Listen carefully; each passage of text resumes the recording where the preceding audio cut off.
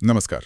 आज हमारे पास ओशो के जीवन और उनके विचारों से जुड़े कई सारे पहलू हैं जिन पर बात हो सकती है। हाँ, नमस्कार। और ये जो लिस्ट है, ऐसा लगता है कि ओशो को समझने के लिए कई अलग-अलग दरवाजे हैं। बिल्कुल, जैसे कोई चुन सकता है कि कहाँ से शुरू करना है।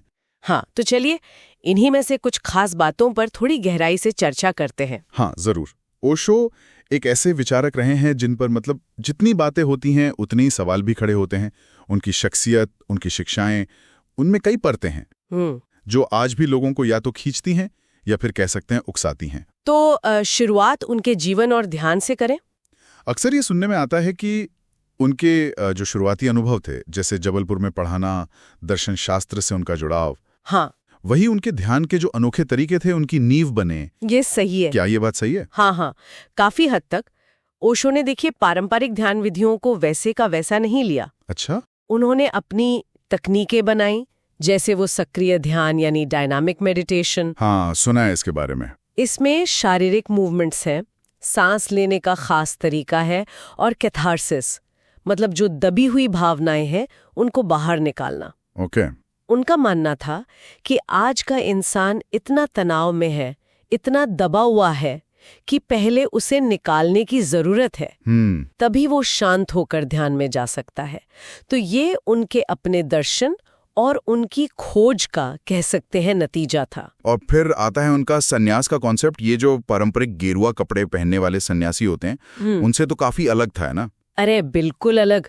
ओशो का जो नव सन्यास था वो दुनिया छोड़ने की बात नहीं करता था। अच्छा। नहीं, बल्कि दुनिया में रहते हुए, अपनी जिम्मेदारियां निभाते हुए, पर होश के साथ और एक उत्सव के भाव से जीना। मतलब जिंदगी को एंजॉय करते हुए। हाँ। उनके सन्यासी रंगीन कपड़े पहनते थे। वो माला पहनते थे जिसमें ओशो का फोटो होता था। हाँ। और उनको ये कहा जाता था कि भाई दुनिया से भागो मत, इसी को अपनी साधना बनाओ। ये जो पारंपरिक त्याग वाला विचार है ना, हाँ, उसको ये सीधी चुनौती थी। ये तो वाकई अलग है। अच्छा, लिस्ट में कृष्ण और बुद्ध से उनकी तुलना का भी जिक्र था।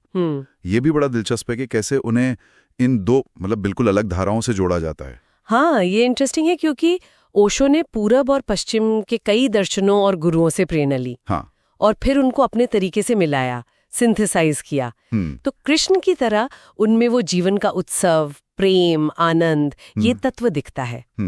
और बुद्ध की तरह ध्यान, जागरूकता, साक्षी भाव, इस पर बहुत गहरा जोर है। तो दोनों का मेल। हाँ, उन्होंने इन दोनों धाराओं को अपने नजरिए से मिलाकर पेश किया और ये कई लोगों को काफी आकर्षक लगा। और फिर वो एक विषय जो हमेशा चर्चा में रहता है, सेक्स से समाधि तक, इस पर तो काफी बहस हुई है। इसका असल में मतलब क्या था? देखिए, ओशो का कहना था कि सेक्स ऊर्जा जो है वो जीवन की सबसे शक्तिशाली ऊर्जाओं में से एक है। अब इसे दबाने या इसे लेकर अपराध बोध पालने की बजाय अगर इसे पूरी जागरूकता और सम्मान के साथ जिया जाए, अनुभव किया जाए, तो यही ऊर्जा बदल सकती है, रूपांतरित हो सकती है और आध्यात्मिक अनुभव, जिसे वो समाधि कहते थे, उस तक ले जा सकती है। अच्छा। उन्होंने इसे दमन के खिलाफ एक तरह से मनोवैज्ञानिक और आध्यात्मिक तर्क के तौर पर रखा था। लेकिन जाहिर है उस समय के सामाजिक माहौल में ये विचार बहुत क्रांतिकारी और विवादास्पद था। बिल्कुल। और उनके आश्रम, पुणे वाला और खासकर ओरेगन वाला, वो सिर्फ ध्यान केंद्र नहीं थे। ऐसा लगता है जैसे वो एक तरह के सामाजिक प्रयोग भी थे। हाँ, निश्चित रूप से पुणे आश्रम तो एक बड़ा अंतर्राष्ट्रीय केंद्र बन गया था। वहाँ कई तरह की थेरेपीज और ध्यान के प्रयोग होते थे। और ओरेगन का रजनीशपुरम, वो तो एक पूरा शहर बसाने की बहुत महत्वाकांक्षी योजना थी। पूरा शहर? हाँ, एक वैकल्पिक समाज बनाने की कोशिश थी वहाँ। खैर, वो प्रयोग सामाजिक, राजनीतिक, कानूनी, हर तरह से काफी जटिल और विवादास्पद रहा। लेकिन ये दिखाता है कि ओशो के विचारों को जमीन पर उतारने का कितना बड़ा प्रयास था वो। एक बात और कही गई थी कि ओशो पर जो प्रस्तुति हो, उसकी भाषा थोड़ी गूढ़, प्रेरणात्मक और आंतरिक शांति देने वाली होनी चाहिए। इसका क्या मतलब है? मतलब सिर्फ जानकारी नहीं, बल्कि एक अनुभव देना। हाँ, ओशो जिस तरह से बोलते थे वो अक्सर सिर्फ दिमागी तर्क वाला नहीं होता था। अच्छा।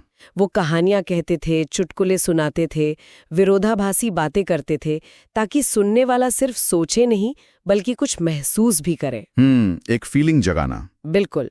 उनका लक्ष्य शायद दिमागी समझ से आगे जाकर व्यक्ति के अंदर शांति या जागरूकता का एक अनुभव जगाना था। तो कुल मिलाकर देखें तो ओशो एक पहेली जैसे हैं। दार्शनिक भी, विद्रोही भी, गुरु भी और विवादों में भी घिरे रहे। उनकी जिंदगी, ध्यान की तकनीकें, वो सामाजिक प्रयोग और विचार आज भी लोगों को सोचने पर मजबूर करते हैं। बिल्कुल।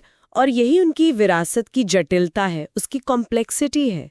अलग अलग लोग उनमें अलग अलग चीजें देखते हैं। कोई उन्हें क्रांतिकारी विचारक मानता है, कोई कहता है पथभ्रष्ट गुरु थे, कोई ध्यान का बड़ा प्रणेता।